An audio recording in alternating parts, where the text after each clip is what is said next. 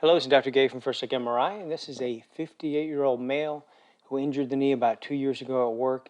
Had continued pain and some swelling on the medial side of the knee. They thought maybe there's a meniscus tear and wanted to look at that swelling to see if there was a hemorrhage or some other thing.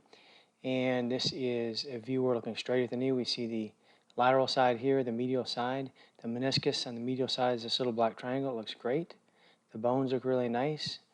Yeah, everything looks great except for this extra thing up here. There's an area of darkness here.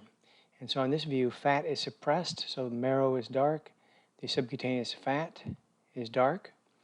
And so this is just like fat. So let's look at another view where it's not suppressed. So on this view, fat is bright.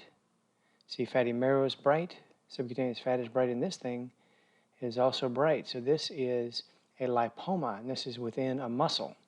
This is the vastus medialis muscle belly here. If we put on an axial view, this is slicing in short axis, like you're slicing through bread. We see the kneecap here. And as we go up, we see this thing above the kneecap on the inner side, this big area. It looks just like the subcutaneous fat back over here.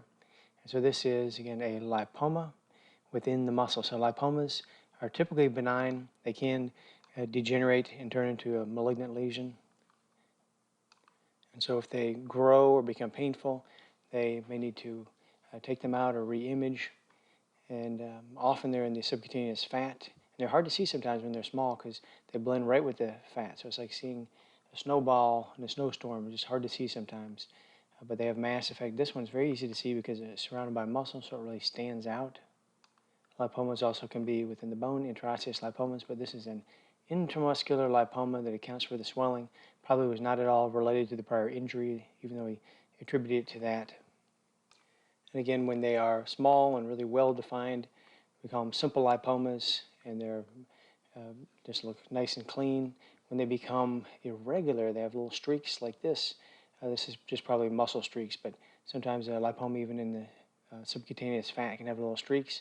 We call that lipoma with atypia, which means that it may start to degenerate into malignancy, and then when it does degenerate, it can have soft tissue components. It looks more irregular and areas of brightness within it, and then when it becomes malignant, we call that liposarcoma. But this is probably a simple lipoma, and these little strands are just muscle tissues going through it.